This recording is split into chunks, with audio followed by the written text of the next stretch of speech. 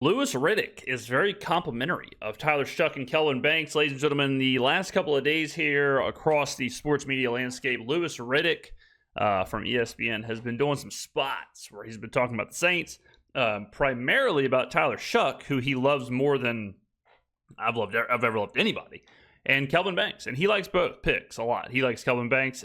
He's went on saying that Kelvin Banks is as good of a tackle as you can find. He is exactly the type of player you want protecting your quarterback. But we're going to focus today on the Tyler Shough clip. So I'm going to play you a clip from the New Orleans Saints podcast. This is official. This is on the New Orleans Saints YouTube page. This is from the team. All right. Then we're going to show a clip from NFL Live where they're talking about Shough. So here we go. Just bashing this guy. And you know what? Here's the last thing I'll say.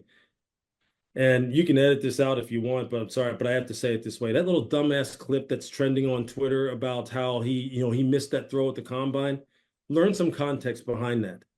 Tyler had said before that he was going to try some things at the combine to try and impress people as far as throwing the football with different arm angles and stuff, kind of like the throw he had to Ja'Cory Brooks against Notre Dame. Mm-hmm. But that probably wasn't the best time to do that because you're throwing the guys who you don't even know. And it's not a game circumstance. And it's not a good indication, like a good time to do that. He did it once and then he stopped doing it. And I remember when it happened, I was sitting there watching it live. When it happened, I'm going, I see what he's trying to do. He needs to just throw the football. And when he did, he's the best thrower there. So when people put that up there and then they put it on Twitter and say, this is what the Saints drafted, you're full of shit. And what you're doing is you're trying to create a narrative that's inaccurate. And for anyone who buys into that, you're just as full of shit as the person who put it up there. So don't do that. But that's the world we live in, right? But you could not have found a bigger fan in the guy, and I'm rooting like hell for him. Jesus, Louis, relax. My God. This is, look, brother.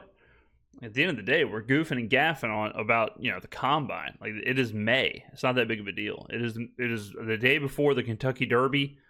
You play stupid games, you win stupid prizes. All right? I've said it on a million videos.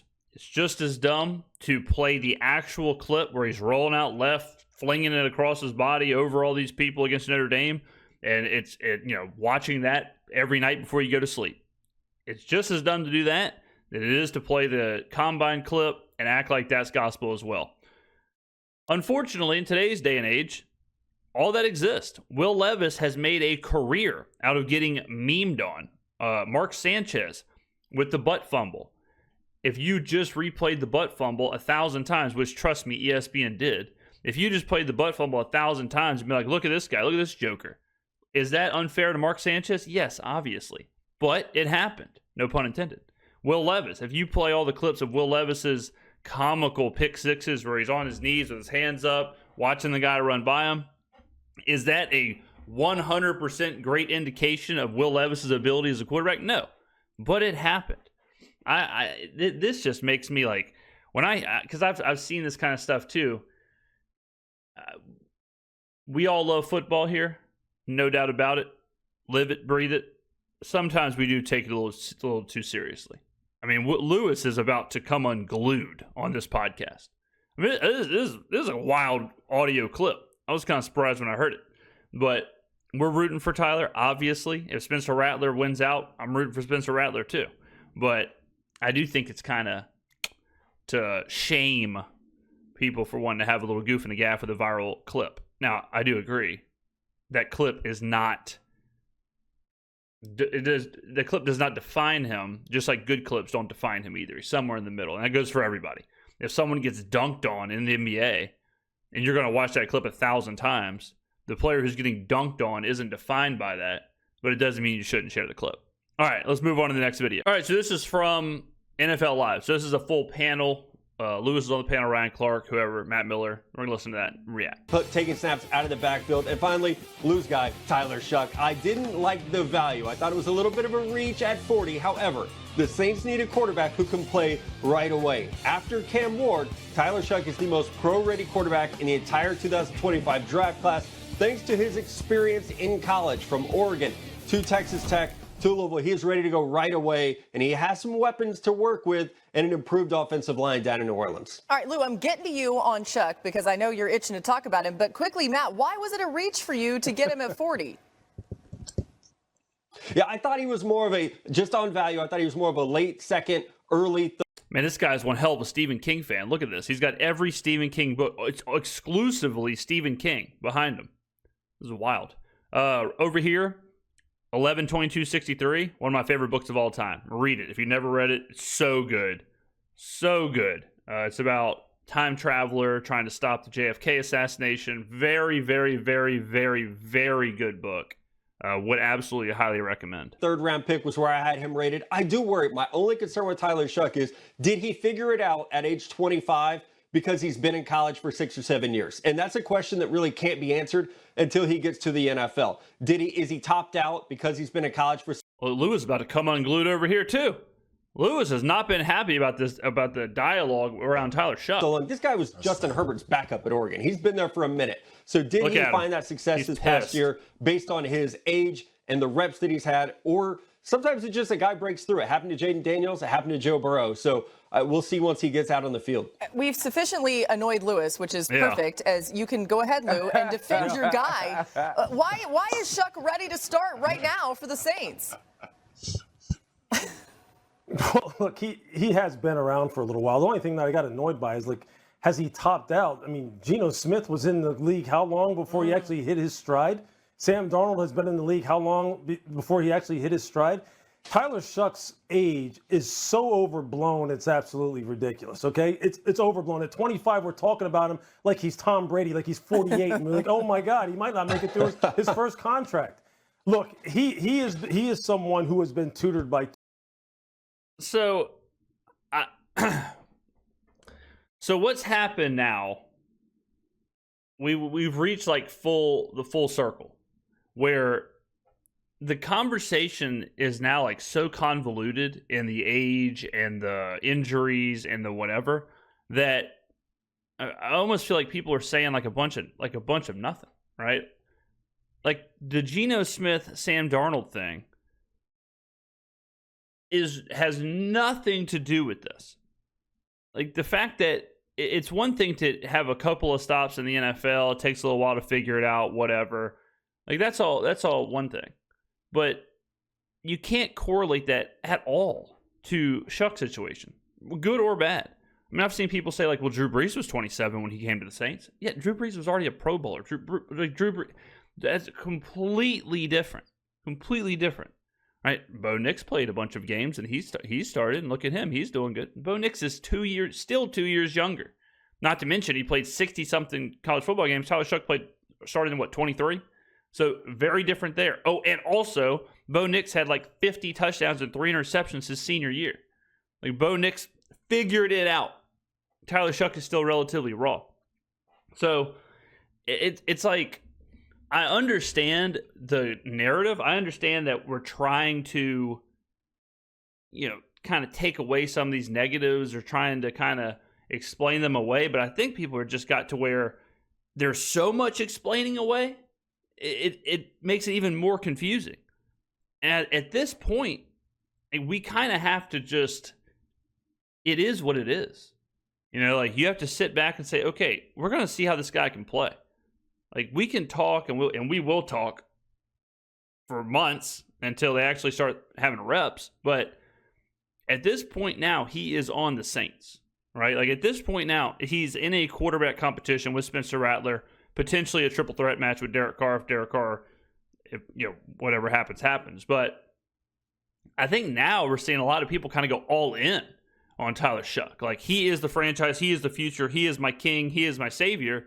And it's like, well, okay, that's fine, but let's just see. He's a second-round pick. He's a 40th overall pick. I don't think we need to bend over backwards to discredit Tyler Shough.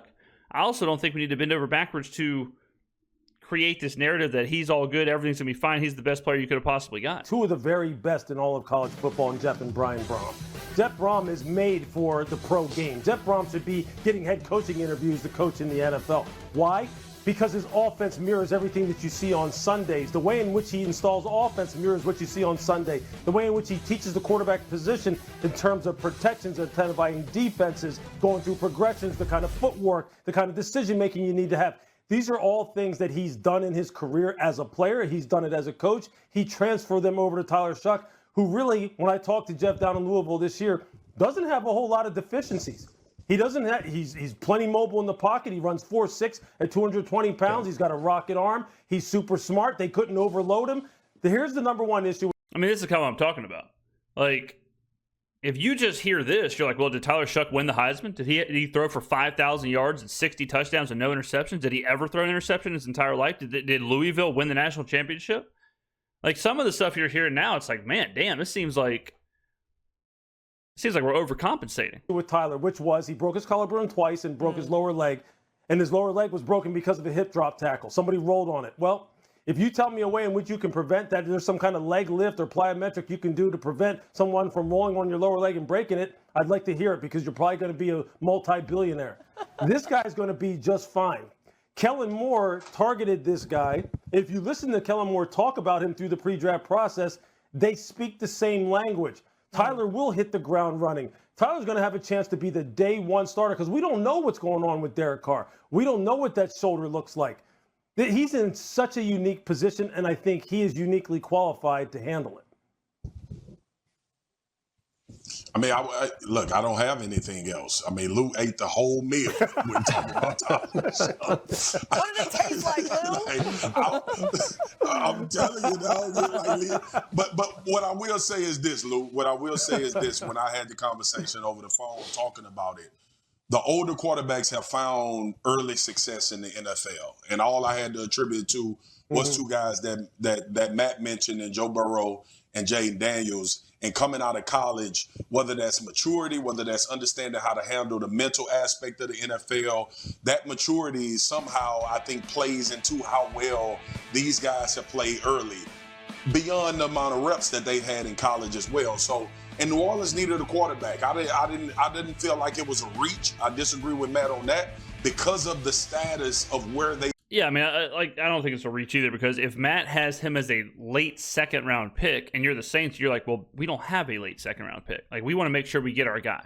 So I don't think it is a reach if this is who the Saints want at 40, and like versus if they wait to 60 and they have to trade back in or something. Is that all of a sudden not a reach where you have to now trade capital and move back in to take him at his designated number? I say no. So if Matt has him as a late second, Saints taking 40, I don't think that's a reach. They are with Derek Carr. But ultimately, hopefully he can stay in that same vein of the older college quarterbacks that have come out and found a tremendous amount of success. One that I didn't mention is Bo Nix as well. So this reminds me a lot, honestly, of the Tampa Bay Buccaneers a couple of years ago, whenever Baker Mayfield's first year there, where everyone was looking at the team and they were like, all right, Bucs are probably one of the worst teams in the NFL. And then you look at the team and you're like, this seems kind of chill. Like, this right here seems kind of chill. Kelvin Banks, and this is like Kelvin Banks, or they don't have a pending. They got Raduns, Eric McCoy, Cesar Ruiz, Talisi Fuaga, Rashid Shaheed, Brandon Cooks, Foster Moreau, Chris Olave, Derek Carr, Alvin Kamara. This probably is Juwan Johnson, not Foster Moreau, but this is pretty cool. And you're like, this is not horrible. And then you flip it to the other side. You've got, some combination of Brian Brzee and Carl Granderson and Chase Young, Demario Davis, Pete Werner, Stutzman. You've got on the outside, you've got Alontae Taylor, Kool-Aid McKinstry as your 1-2. You got Tyrann Mathieu and Justin Reed. Like, okay, these are some names. These are some players. This is some above average talent here. So, I did a video yesterday about the Saints being power ranked as the worst team in the NFL. When you look at this roster right here, like, injuries are what they are. And like Louis Riddick said, if you can find me somebody who doesn't get hurt doing blank, you'll be a billionaire, whatever he was talking about. But you can't really factor in injury. So if this is the starting roster, this is not bad. Now, the big question mark is Derek Carr. Where you take Derek Carr out, all of a sudden you get a huge question mark at quarterback, whether it's Spencer Rattler or Tyler Shough. And that does drop things a little bit. But the supporting cast, the actual roster, who's going to be playing on the field, is not horrible. Are they a Super Bowl team? No. But I think they're far away from a 5-win worst team in the NFL type team. Yeah, I mean, when you look at his age, you can look at that many different ways. I love the fact that Lewis says Kellen Moore and Tyler Shough speak the same language. Well, they should. They were born around the same time. You know, I think about where I was when I was 25. You know, when I was 25, there you go, RC. There you go. When I was 25, I was starting in Washington with the late great Sean Taylor. But that didn't mean I didn't continue to grow. I didn't continue to progress. I didn't continue to ascend. What that does tell me is Tyler Shough may be in a position of maturity where he is ready to start in New Orleans, which isn't a perfect place for a young rookie quarterback. You will need a level of maturity. You will need to understand how to handle adversity. I believe Tyler Shough has some experience in that. What I do know is he can flat out throw a football. He understands where it needs to go, when it needs to get there, and exactly where it needs to be on the receiver to give him the best opportunity to catch the ball. That's what it takes to be a quarterback in this league. There's enough film on him to know what he can do well. He also has enough experience to communicate that to Kellen Moore. I believe this is an extremely good pick for the New Orleans Saints. It's going to be, do they have enough around him to protect this quarterback and allow him to grow? Lou wanted dessert there for a second. I see you asking for a little more. You see those hand signals? I saw you right there. I just wanted to say one other thing. Last year, remember, a lot of the talk surrounding Bo Nix centered around his age. Chad, I have one question. Centered around the fact that he had been in college a long time, and we were like, hey, you know what? Bo Nix may be topped out. Bo Nix may not get any better. But Sean Payton saw something that a lot of people didn't. And but that kind of is like, it's kind of what I said earlier. Like the Bo Nix thing, on the surface, it seems like the same, but it's really not. Like Bo Nix, again, he played like 60-something games. He had like 60-something starts. His last couple of years, you look at those stats are nuts. I mean, I'm pretty sure it was like 48 touchdowns and 3 interceptions. I don't care what you want to say as far as like, oh, it was the system, it was the opponents, whatever. I think the idea with Bo Nix was if he just takes exactly this, copy and paste into the NFL and gets no better, okay. All right, fine. We can live with that. And that kind of is what Bo Nix is. Bo Nix is kind of like the exact same player from his senior year, just in the NFL. And is Bo Nix a generational franchise quarterback, whatever? Should he have been taking over Caleb Williams? Should he have been taking over Jane Daniels? Should he have been taking over Drake May? The book is still out on that. But he basically copy and pasted what he was doing at Oregon, and now he's doing it with Sean Payton. And that's kind of my knock on this Tyler Shough narrative, is that Shough didn't do that at Louisville. Now you could say, well, Louisville's way more conservative, Louisville's much more this, Oregon's that, whatever. It reminds me so much of Spencer Rattler. Where you look at Rattler's last couple of years, or his time with South Carolina, it's like, okay, I hear you about the arm talent, I hear you about the offensive line not being good, but that doesn't change the fact that he's got 3,000 yards and 20 touchdowns.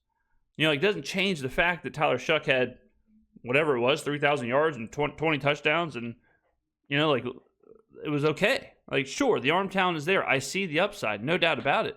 But, I just think it's like, I've heard a lot of this. I've heard a lot of these comparisons, and a lot of them just seem like kind of shallow to a certain extent. And I don't know. I mean, I am rooting for Tyler Shough, 100%.